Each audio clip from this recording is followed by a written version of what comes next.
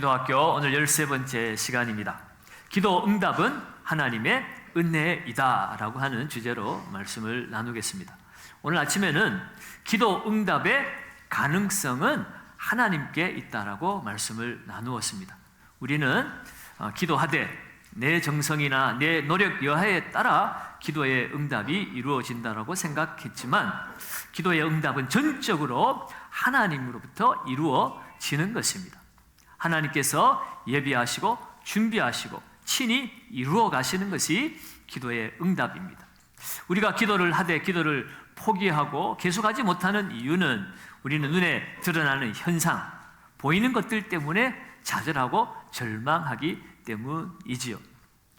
그러나 이런 현상과 눈에 드러나는 사실, 상식적으로는 이거는 이루어질 수가 없어. 합리적인 판단을 내려도 아무리 기도해도 이것은 될 수가 없어 라고 우리는 우리의 생각, 우리의 경험, 상식, 현상에 근거해서 우리는 기도를 포기하고 또 기도를 쉬기도 합니다. 그러나 우리가 오늘 아침 살펴본 것처럼 기도는 하나님이 이루어지시는 기적이다. 내가 할 수 없다고 하는 그때에 하나님이 일하신다는 거죠. 그래서 기도의 응답은 기적이다라고 하는 것입니다. 자, 우리가 이렇게 드러나는 현상이나 또 내 합리적인 어떤 상식이나 판단에 의해서 우리가 기도를 포기하기도 하지만 그보다 더 큰 기도의 걸림돌이 있다면 그것은 자기 자신일 수가 있습니다. 우리가 기도하다가 드러나는 외적인 현상 때문에도 우리가 시험 들기도 하지만 우리 내면의 소리에 대해서도 시험이 들기도 합니다. 우리 스스로 생각하기를 네가 기도할 자격이 있느냐?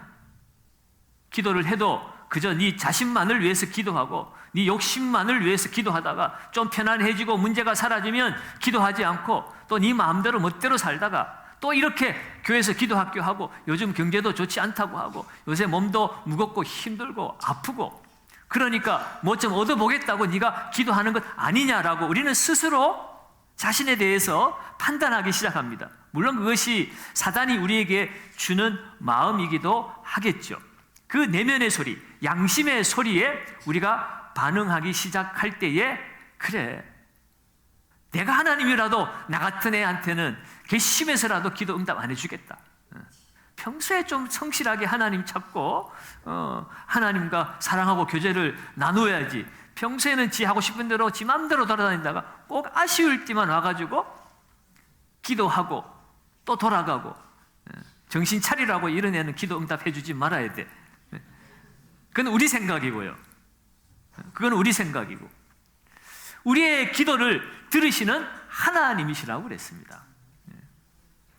하나님 우리가 실패해도 우리가 게을러도 우리의 마음에 좋지 못한 생각들이 들어있다 할지라도 그럼에도 불구하고 우리가 하나님 앞에 기도할 수가 있습니다. 어떤 기도든지 그 기도는 나를 사랑하신 하나님 앞에 드려지는 기도이기 때문에 그래요. 여러분의 자녀가 아무리 깍쟁이고 욕심쟁이고 지만 알고 어릴 때는 다 그렇잖아요. 부모 생각할 줄 모릅니다. 가정의 형편이 어떠한지 생각 안 합니다. 그냥 지가 하고 싶은 것만 그냥 해버리는 것이 우리 철없는 아이들이죠.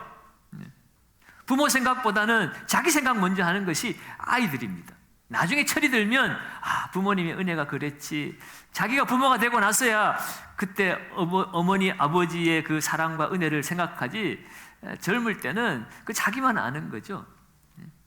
여러분, 우리는 부모이기 때문에 사랑으로 낳은 아이이기 때문에 사랑하는 자녀이기 때문에 자녀가 세상에 손가락질 받아도 좀 아직은 덜 된 것 같아도 아직은 자기밖에 모르는 아이 같아도 그럼에도 불구하고 자식이 달라 하면 줄 수밖에 없는 것이 부모입니다. 오늘 아침에 우리가 기도에 대해서 나누었지만 하나님 앞에 그 사가랴의 기도가 들린지라라고 그랬잖아요.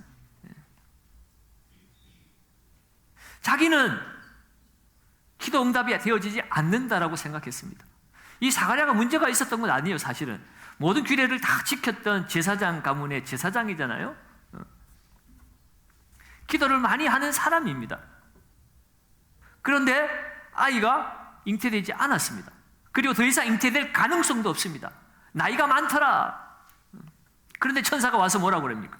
너의 기도가 들린지라. 내 기도는 들려지지 않았다고 생각하고 나는 응답 받을 수 없다라고 생각했지만 이미 하나님은 들으셨다는 거예요. 왜? 내 사랑하는 자녀니까.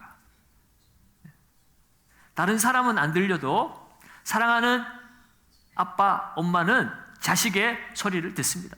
아무리 시끄러운 시장통에 갖다 놔도 살려달라고 부르짖는 그 자식의 소리를 그 어머니는 들을 수 있다는 거예요. 다른 여인들은 그것이 내 자녀인지 몰라요. 많은 소음들 중에 하나이지만 나를 사랑하는 내 어머니는 내 딸이, 내 아들이 살려달라고 부르짖는 그 소리를 가장 먼저 들을 수가 있습니다. 그게 사랑의 힘이에요. 사랑하지 않으면 듣고 싶은 것만 듣는 겁니다. 이건 한번 들어볼 가치가 있는데 오늘 설교 서론이 좀 괜찮은 거 보니까 오늘 설교는 좀 자세히 들어보면 도움이 되겠는데 오늘 목사님 말도 좀 더듬고 오늘 좀 컨디션이 안 좋은 것 같은데 오늘 별로 재미없겠다 이미 딱 생각해버리면 그 다음부터는 설교가 안 들려요. 우리는 우리 스스로 듣고 싶은 것만 듣습니다. 그러나 하나님은 우리의 소리는 내가 죄짓고 하는 기도든지 내가 쓰러지고 시험 당하고 드리는 기도든지 어떤 기도든지 하나님은 다 들으신다는 거예요. 기도의 응답은 하나님께 있습니다. 그래서 오늘 기도의 응답은 하나님의 뭐라고요? 은혜다라는 거예요. 은혜.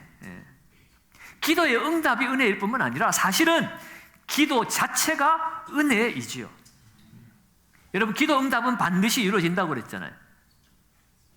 우리는 그 때와 시를 잘 모르니까 내가 정한 그 시간에 이루어지지 않으면 기도가 응답되어지지 않았다라고 우리는 판단해 버리지만 하나님은 나보다 나를 더 잘 아시는 하나님이시기 때문에 기도의 응답이 안 된 것이 아니라 더 좋은 것을 준비하고 계시는 하나님이십니다. 때가 되면 하나님 이루어 주셔요. 근데 우리는 이루어질 것 같으면 처음부터 정답을 딱 적어가지고 첫날 바로 알려주시지. 우리는 그런 생각을 하지만 우리가 첫날 바로 하나님이 응답 딱 적어서 정답 주시면 둘째 날부터 기도할까요? 또 돌아가. 우리가 하나님을 더 사랑하고 더 깊이 하나님을 만나도록 하기 위해서 하나님은 그 과정 가운데 기도라는 행위를 통해서 우리와 교제하는 것을 하나님은 기뻐하시는 것입니다. 기도의 응답을 주시는 그 하나님 우리가 사랑할 때까지 하나님 우리를 이 기도의 시간을 통하여 연단시켜 가시는 것이에요. 그것을 받을 가장 적합한 때에 그때에 하나님이 주시는 거죠. 그리고 오늘 여러분들이 이 자리에 나와서 40일 기도 학교에 같이 참여하는 그 자체가 이미 은혜인 줄로 믿습니다. 세상에 온갖 문제투성이에요. 그 문제 가운데 여러분 기도하러 나오는 사람이 몇 명이나 될 거예요. 다들 문제를 만나고 시험을 만나고 살아갑니다. 그러나 다들 기도하는 것은 아니에요. 그런데 오늘 여러분들이 우리 인생의 문제와 시험과 아픔을 가지고 이 자리에 나와서 기도한다는 그 자체가 이미 은혜인 줄로 믿습니다. 아무것도 염려하지 말고 모든 일에 기도와 간구로 너희 구할 것을 뭐함으로? 감사함으로 하나님께 아뢰라. 이미 하나님이 응답되었으니까. 그리하면 모든 지각에 뛰어나신 하나님의 평강이 그리스도 예수 안에서 너희 마음과 생각을 지키시리라. 하나님이 우리를 만나 주시면 여러분 그것으로 이미 모든 것은 해결되어진 거예요. 모든 문제의 해답은 예수 그리스도입니다. 하나님은 기도를 통해서 우리에게 필요한 병도 고쳐주시고 때로는 재물도 주시고 때로는 지혜도 주시겠지만 그 과정 속에서 하나님이 가장 주고 싶어 하시는 것은 바로 하나님 자신입니다. 마태복음 7장에 기도에 대해서 가르쳐 주시면서 너희에게 좋은 것을 주시지 아니하시겠느냐라고 말씀하시면 누가복음에 가면 너희에게 성령을 주시지 아니하시겠느냐라고 그래요. 똑같은 본문인데 그 좋은 것이 바로 하나님 자신이라는 거예요. 여러분 오늘 우리가 기도하러 나온 이 자리가 이미 은혜인 줄로 믿습니다. 기도의 응답이 먼저 준비되었기 때문에 은혜입니다. 이미 준비해 놓으셨어요. 한 달 전에 준비해 놓았는지 1년 전에 준비해 놓았는지 몰라요. 다윗이 시글락에 돌아왔을 때 아말렉 사람들이 약탈을 해가지고 부녀와 재물들, 자식들까지 다 잡아가지고 그것 때문에 다윗이 부하들에게 돌에 맞아 죽을 지경에 처했잖아요. 그때 그가 정신 차리고 하나님 앞에 기도하기 시작했을 때 하나님이 반드시 도로 찾으리라 응답하시고 그 기도 응답을 받고 나아갔더니 가다가 애굽 소년을 만났습니다. 그런데 그 애굽 소년이 바로 사흘 전에 병이 들어서 그 아말렉 사람이 버리고 갔어. 그 버리고 간 그 애굽 소년이 다윗의 길 안내자가 되어서 아말렉을 쫓아가서 모든 것을 다 도로 찾았고 잃어버린 영적 권위도 다 회복이 되었어요. 돌을 치러 던져서 다윗을 죽이려고 했던 사람들이 이 모든 것은 다 다윗이 잘한 거다. 다윗의 전리품이다. 모든 것이 다 회복되었습니다. 하나님은 이렇게 우리를 살리시기 위해서 준비하신 하나님이세요. 지금 상황은 죽을 상황이죠. 내가 열심히 살았는데 여기서 배신당하고 돌에 맞아 죽어야 되나? 거기서 하나님을 원망하고 포기했으면 어떡할 뻔했어요.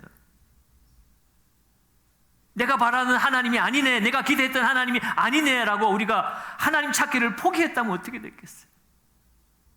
다윗은 그 절박한 순간 속에서도 기도를 포기하지 않았을 때에 하나님이 이 모든 것들을 다 준비하고 계신 것을, 기도 응답은 이미 사흘 전에 준비해 놓으신 거예요. 여러분, 기도 응답은 반드시 이루어지는 줄 믿습니다. 그렇기 때문에 기도는 하나님의 은혜입니다.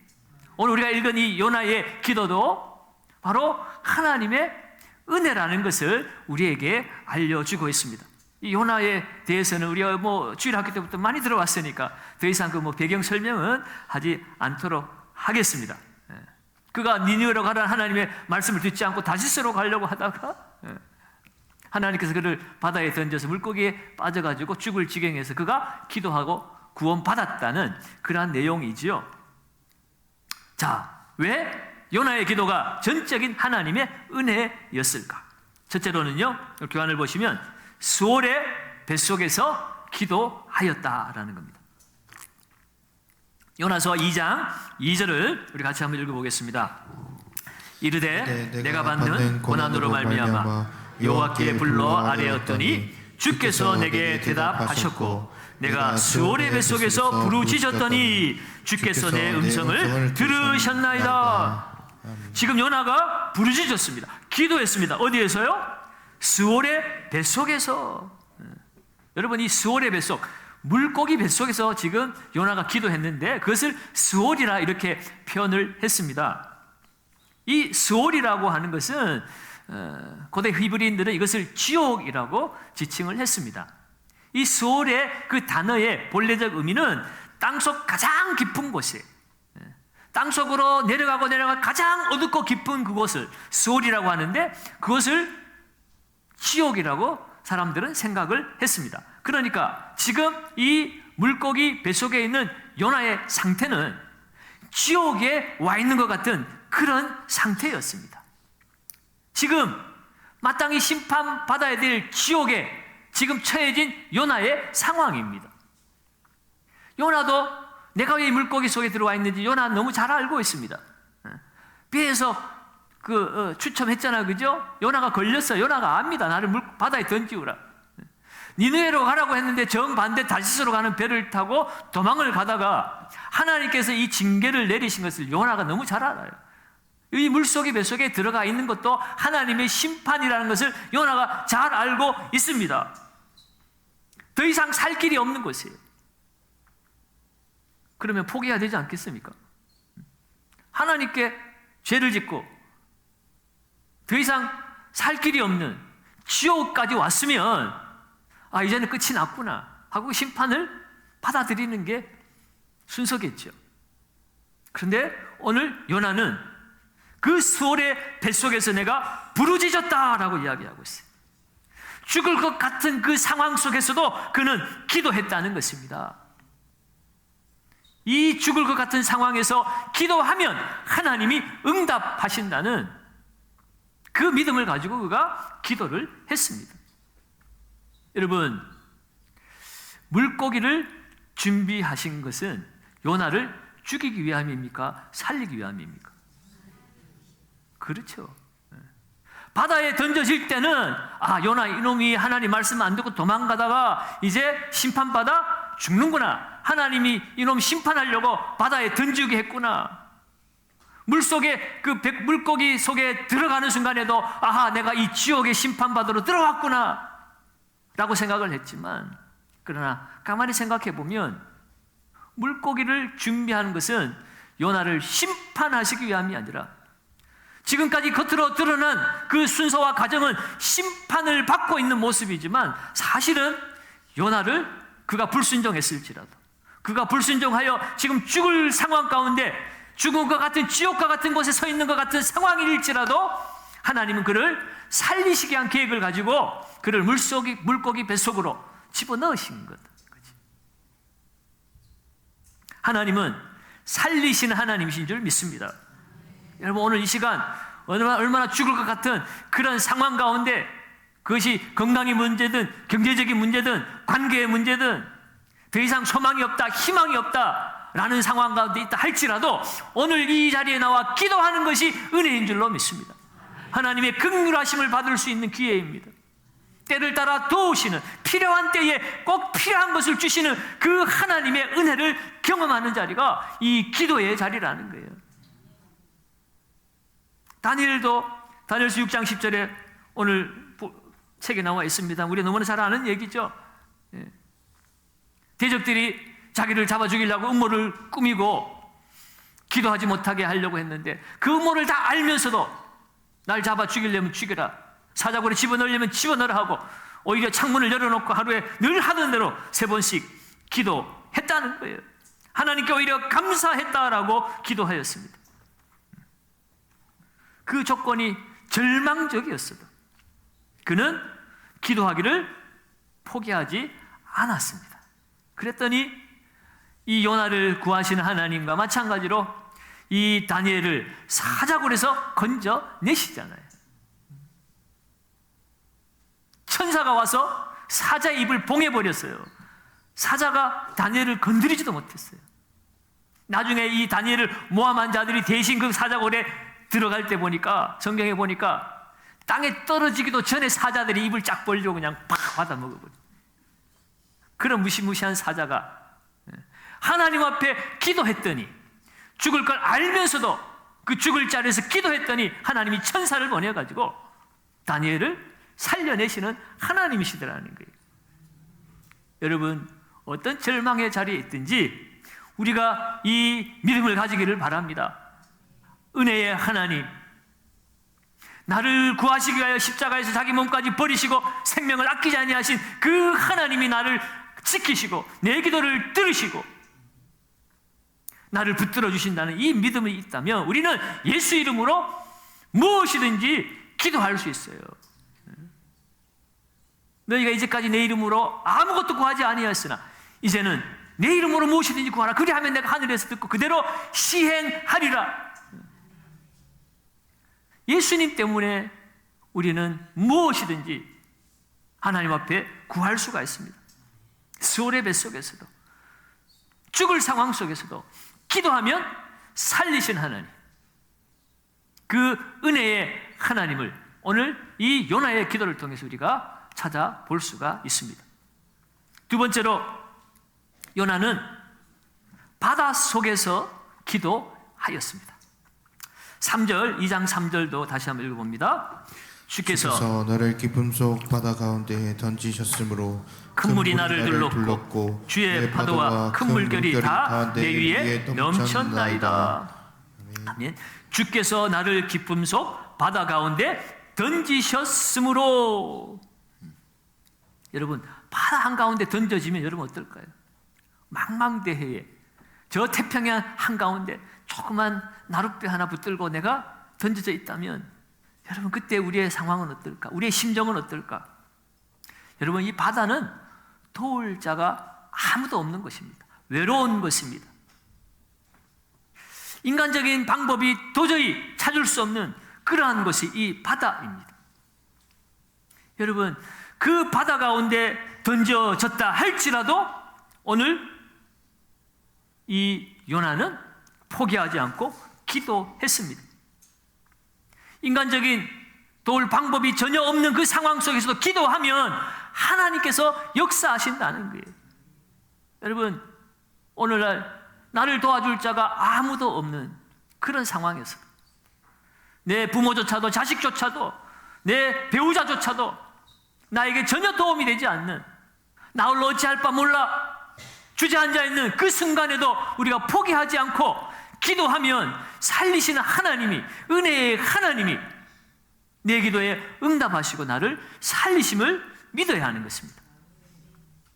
여러분, 사도행전 12장 5절에도 보면 이에 베드로는 옥에 갇혔고 교회는 그를 위하여 간절히 하나님께 기도하더라.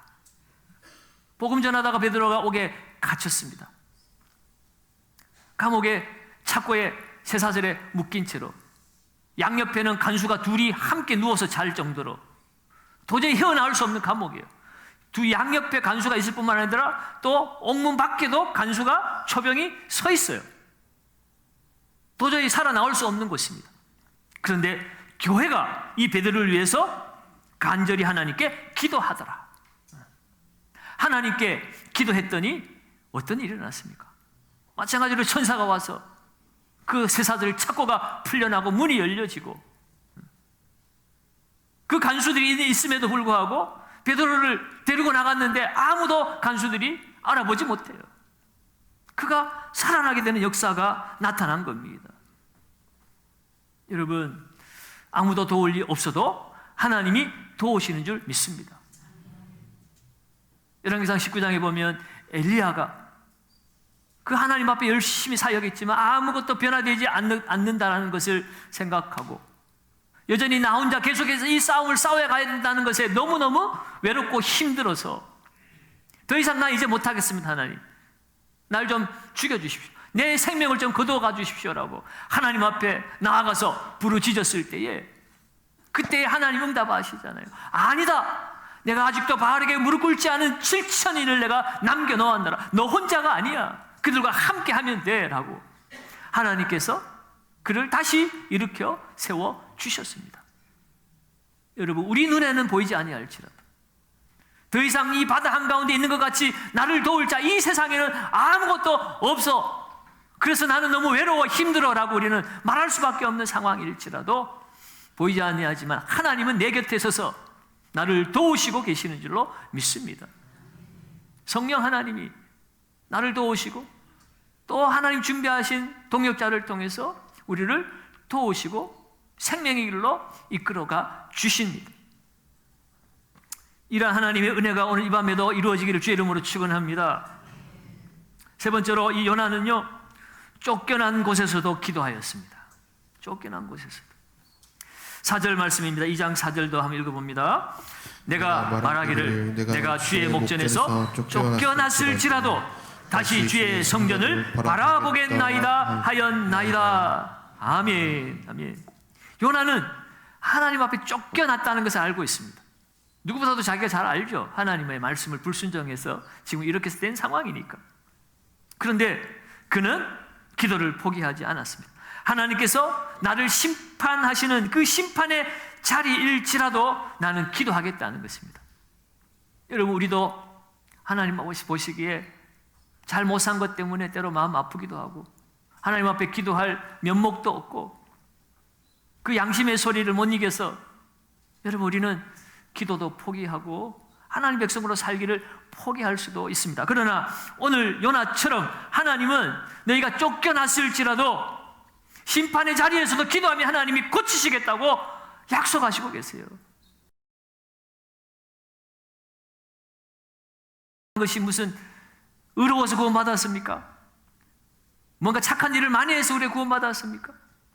우리가 아직 죄인 되었을 때, 우리가 하나님과 원수 되었을 때, 하나님을 알만한 능력이 없을 때에도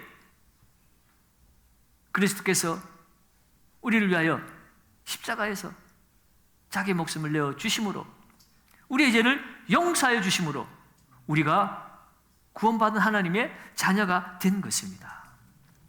여러분, 이 사실을 안다면 우리는 실패했을지라도, 넘어졌을지라도, 원수 마귀가 너는 죄인이라고 정죄할지라도 우리는 기도하기를 포기하지 말아야 합니다. 여러분, 우리는 죄인입니다. 다만 용서받은 죄인일 뿐이죠. 우리가 하나님 은혜의 보좌 앞에 담대히 나아가서 기도할 수 있는 이유는 내가 죄가 없어서가 아니라 그 죄를 용서받은 하나님의 자녀이기 때문에 그런 거예요. 그래서 은혜의 보좌입니다. 내가 죄가 없어서 떳떳해서 내 행위로 내 율법을 잘 지켜서 그래서 하나님 앞에 응답받을 자격이 있다라고 생각한다면 그것은 은혜의 보좌가 아니죠. 내가 한 만큼만 받아내면 되니까. 그런데 긍휼하심, 불쌍히 여김을 받는다고 그랬어요. 불쌍히 여김을 받는다는 건 내가 자격이 없다는 거잖아요. 자격이 없지만, 능력이 없지만 하나님이 나를 불쌍히 여겨주시고 은혜를 베풀어 주시고 나를 사랑하신다는 거예요. 그래서 우리는 지금 쫓겨난 자리일자 할지라도 오늘 이 순간 다시 하나님 앞에 엎드려 기도하면 하나님께서 뜻을 돌이키시는 것입니다. 우리 교환에 보면 출애굽기 32장 14절 말씀도 있죠. 우리 같이 한번 읽어봅니다. 여호와께서 뜻을 돌이키사 말씀하신 화를 그 백성에게 내리지 아니하시니라. 아멘. 이스라엘 백성들이 출애굽하다가 시내산에서 모세가 십계명을 받으러 40일 동안 호렙산 꼭대기에 올라가 있는 동안에 그 잠시를 기다리지 못해가지고 그들이 금송아지 만들어 놓고 우상 숭배한 것 때문에 하나님께서 화가 나가지고 다 쓸어버리고 모세 너하고 내가 다시 시작하고 싶다. 그때 모세가 하나님 앞에 엎드려 기도한 거예요. 하나님이 애굽에서 이 백성들을 구원해 내셨는데 이들을 쓸어버리면, 이들을 다 진노하고 죽여버리면 애굽 사람들이 뭐라고 그러겠습니까? 당신이 이 사람들 끌어내가 죽이려고 끌어내서 여기까지 데리고 온 거냐고 사람들이 조롱할 것 아니겠습니까? 그러면서 살려달라고 하나님 앞에 간절히 기도했더니 그 기도를 들으시고 하나님께서 그 말씀하신 화를 그 백성에게 내리지 아니하시니라. 죄는 누가 범했습니까? 이스라엘 백성들이 범죄했어요. 그런데 기도는 누가 합니까? 모세가 하고 있습니다. 죄 지은 백성들은 여전히 깨닫지 못하고 여전히 죄 가운데서 흥청망청하고 살아가는데 모세는 그 백성들의 죄를 안고 하나님 앞에 기도했더니 하나님께서 이 모세의 기도를 들으시고 뜻을 돌이키셨다는 것입니다. 여러분, 이 말씀을 통해서 우리는 참 중보 기도의 필요성을 다시 한번 깨닫게 되지요. 범죄했을지라도 기도하는 그 한 사람의 기도를 하나님이 들으시고 그 가정을 살리고 그 민족 공동체를 살리시는 하나님이십니다. 여러분, 뭐 세상이 돌아가니 잘 돌아가니 안 돌아가니 말도 많지만 중요한 것은 기도하는 그 한 사람의 기도를 하나님이 들으신다는 거예요. 우리나라가 소망이 있는 것은요, 기도하는 한 사람이 아니라 오늘도 얼마나 많이 나와서 매주 금요일마다 나라와 민족을 위해서 우리가 기도하지 않은 적이 있습니까? 우리 교회만 그렇게 기도합니까? 전국의 수많은 교회가 하나님 앞에 이 나라 살려달라고 기도하는데 왜 하나님이 이 나라 붙들어주지 않겠습니까? 여러분, 기도하지 않는 백성보다 기도하는 한 사람이 더 강하다고 존 낙스는 그렇게 말한 바가 있습니다. 여러분, 우리가 기도할 때에 하나님은 우리의 기도를 들으십니다. 마땅히 심판받아야 될 상황 가운데 있을지라도 기도하면 하나님이 뜻을 돌이키시는 하나님, 은혜의 하나님입니다. 그러니 기도는 은혜입니다. 기도는 단순히 하나님하고 거래하는 어떤 거래 수단이 아니에요, 여러분. 기도 자체가 은혜예요. 네 번째로는 빗장으로 막아도 요나는 기도했다고 합니다. 2장 6절을 우리 같이 한번 읽어봅니다. 2장 6절입니다. 내가 산의 뿌리까지 내려갔사오며 땅이 그 빗장으로 나를 오래도록 막았사오나 나의 하나님 여호와여 주께서 내 생명을 구덩이에서 건지셨나이다. 아멘. 지금 요나는 지금 하나님께서 자기를 빗장으로 막으시고 나를 죽이시는 것이라고 그렇게 생각하고 있습니다. 물론 하나님의 그를 연단시키고자 하는 계획이 있으시셔서 고난 가운데로 그를 몰아넣으셔서 그를 생각을 바꾸고 뜻을 돌이키게 하고 하나님의 사람으로 세워가는 하나님의 연단의 과정이지만 지금 이 요나의 입장에서 보면 하나님께서 자기를 빗장으로 막으시고 있다라고 생각하는 겁니다. 그러나 그럼에도 불구하고 그는 기도하고 있습니다. 여러분, 때로 우리가 기도할 때 오늘 요나처럼 뭔가 길이 막히는 것 같고 하나님이 기도해도 뭔가 오히려 나를 막아서는 것 같은 그런 경험을 할 때가 있습니다. 여러분, 그것 때문에 우리가 기도를 포기해서는 안 되는 거예요. 기도는 이미 응답되어졌다고 그랬잖아요. 더 좋은 것을 준비했다고 그랬잖아요. 그렇다면 막았다는 것은 기도가 거절되어지는 것이 아니라 더 좋은 기도의 응답이 준비되고 있다는 뜻입니다. 더 나아가서 그 기도의 응답에 가까워지고 있다라는 의미이기도 하죠. 여러분, 사도행전 16장 6절과 7절의 내용도 사도 바울이 전도여행을 하면서 아시아에서 전도를 하고 싶었지만 하나님께서 가는 길을 막으십니다. 말씀을 전하지 못하게 하셨다는 거예요. 그들이 부르기아와 갈라디아 땅으로 다녀가서 비두니아로 가고자 애를 썼음에도 불구하고 또 예수의 영이 허락하지 아니하시는지라. 아니, 가는 데마다 뭐 좀 해보려고 준비하고 노력하고 애쓰고 힘쓰는데도 자꾸 뭐가 막히는 것 같아요. 여러분, 그럼에도 불구하고 사도 바울은 계속 기도하죠. 기도 가운데 결국 하나님의 뜻을 발견합니다. 하나님의 뜻은 마게도니아 사람이 손짓하면서 건너오라고 손짓하는 그 환상을 보게 하심으로 복음을 들고 이제는 유럽으로 나아가고 땅끝까지 나아가야 되는 그 하나님의 구원 계획의 역사를 이루어 가도록 하나님이 계획하고 준비하신 것이에요. 그리고 가는 곳마다 하나님 준비하신 일들이 일어납니다. 그가 가서 마게도니아 전색 빌립보에 갔더니 그가 아시아에서 복음 전하려고 했는데 그 아시아 출신 두아디아라 성 출신의 루디아를 만나지요. 그리고 그와 함께 동역해서 유럽의 첫 교회가 세워지게 되어집니다. 그가 가는 곳마다 동역자를 붙여주시고 하나님의 역사가 준비되어서 일어나는 것을 보게 됩니다. 그러면 여러분, 뭐가 막힌다고 했을 때 그것은 실패가 아닙니다. 하나님의 뜻이 이루어지는 과정입니다. 그것을 우리가 신뢰하고 기다리는 것이 힘든 것이지 하나님의 응답은 실패하지 않으십니다. 더 좋은 것이 준비되어 있습니다. 앞서 말씀드린 것처럼 전도여행 출발할 때부터 처음부터 마케도니아 이렇게 가지고 간판 하나 크게 써가지고 한상을 보여주시는지 처음부터 보여주시면 뭐 아시아로 가려고 비두니아로 가려고 이렇게 애쓰고 돌아갈 일 없었잖아요. 그런데 하나님은 처음부터 마게도니아라고 이렇게 안 보여주세요. 이렇게 돌아가는 동안 사도 바울이 뭐 했습니까? 기도했잖아요. 계속 막혔을 때 기도한 거예요. 또 기도하고 그 과정 속에서 하나님과 더 가까워지고 친밀해지고 하나님의 인도하심을 경험하기 시작하는 겁니다. 아, 하나님이 이렇게 인도하시는구나. 하나님이 이런 인도가 있구나. 그러면서 그 과정 속에서 내 신앙이 자라고 인격이 자라고 하나님을 향한 더 큰 신뢰가 깊어지고 하나님 쓰시기에 더 큰 그릇으로 점점 커져가는 겁니다. 커져가는 거예요.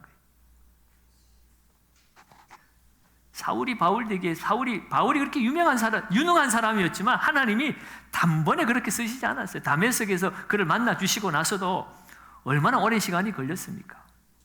사람들이 알아주지 않아가지고 길리기아 다소 자기 고향에 가가지고 거기에서 또 수련하는 시간도 있었고 그가 하나님 쓰시고자 하실 때 정말 우리는 그 하이라이트 그의 전성기만 우리가 하나님 말씀으로 보니까 그렇지 누구도 알아주지 않고 그런 시기도 엄청나게 길었다는 사실을 우리는 알아야 합니다. 하나님은 떠나가신 것이 아니에요. 하나님 처음부터 응답하고 계십니다. 모세도 마찬가지였잖아요. 우리가 보기에는 얼마든지 지금이 그때라고 생각했는데 왕자로 자라고 교육을 받았고 이제 장성해서 나이 40에서 리더십도 있고 이제 뭔가 군대를 일으키고 뭔가 해보면 뭔가 될 것 같은 그 시기에는 하나님은 응답하지 않아요. 그런데 오히려 광야의 살인자 도망자가 되어가지고 아무것도 할 수 없다라고 포기하고 있을 때 그때 하나님은 그를 찾으셔서 내가 너와 함께 하겠다. 내 능력의 지팡이를 가지고 네 힘으로 네 자격으로 네 수준으로 하는 것이 아니라 전적으로 하나님을 의지하라. 하나님이 하는 것이다. 그 깨달음이 있을 때까지 그 믿음이 세워질 때까지 하나님은 기다린 거죠. 여러분 막히는 것은 실패가 아닙니다. 기도가 점점 가까워지고 응답이 점점 가까워지고 있을 뿐입니다. 여러분, 오늘 이 밤에도 그 하나님을 신뢰하시고 기도하시기를 주의 이름으로 축원합니다. 마지막 5번째를 보면 요나는 피곤할 때도 기도하였습니다. 7절 말씀 우리 같이 읽습니다. 내 영혼이 내 속에서 피곤할 때에 내가 여호와를 생각하였더니 내 기도가 주께 이르러 싸우며 주의 성전에 미쳤나이다. 내 기도가 주님께 이르렀어요. 내가 피곤할 때에 여호와를 내가 생각했다는 겁니다. 피곤하면 우리가 포기할 수 있습니다. 우리는 영혼과 육체가 결합되어 있기 때문에 육체가 피곤하면 영적으로도 힘이 빠지고 쓰러질 수가 있어요.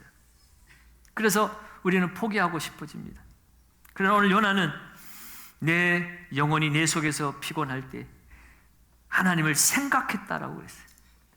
그래서 다시 그의 기도가 하나님 앞에 상달되어지는 놀라운 은혜를 경험하게 된 것이죠. 여러분, 우리의 믿음이 강할 때만 하나님 역사하시는 것이 아니에요.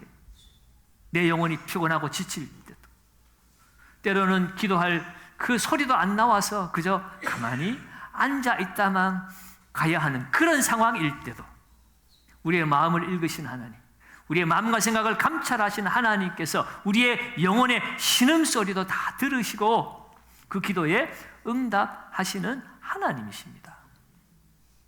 사랑하는 자녀가 말 못해도 그 우는 울음소리가 밥 달라는 울음인지 기저귀 갈아달라는 울음인지 그 어머니가 다 알아채리는 것처럼, 여러분, 오늘 우리가 주여 하고 한숨만 쉬어도 하나님은 다 알아들으십니다. 여러분, 오늘 피곤해도 은혜의 하나님, 사랑의 하나님, 그 하나님 앞에 나아가서 기도할 수 있기를 바랍니다. 오늘도 어쩌면 나는 기도할 자격이 없다라고 생각하고 나는 기도하는 방법도 모르고 나 같은 죄인을 하나님이 들어주실까 그런 의심이 되어 주저되기도 하고, 여러분, 그런 마음이 있었다면 이제 우리는 이 기도에 대한 생각을 완전히 180도 바꿔야 합니다. 기도는 내 일이 아니라 하나님의 일입니다. 기도는 내 능력이나 내 자격이나 내 노력으로 응답되어지는 것이 아니라 전적인 하나님의 사랑과 은혜입니다. 그 하나님은 나를 살리시는 하나님이세요. 죽을 상황 가운데 처해 있어도 하나님은 나를 살리시는 하나님이기에 우리는 기도하는 것입니다. 바다 끝에 던져진 것 같이 아무도 나를 도와줄 자가 없을 때에, 그때가 하나님을 의지하고 하나님이 일하실 때이기에 우리는 기도해야 하는 것입니다. 빗장으로 막아도 그것은 막힌 것이 아니라 하나님께서 더 좋은 것을 준비하고 계시다는 뜻입니다. 피곤할 때도 내 기도를 들으시는 그 하나님을 여러분 오늘도 찾으시고 그 하나님의 그 놀라운 은혜를 경험함으로 하나님 나라를 우리의 삶 가운데 경험하며 나아가는 저와 여러분들 되시기를 주의 이름으로 축원합니다.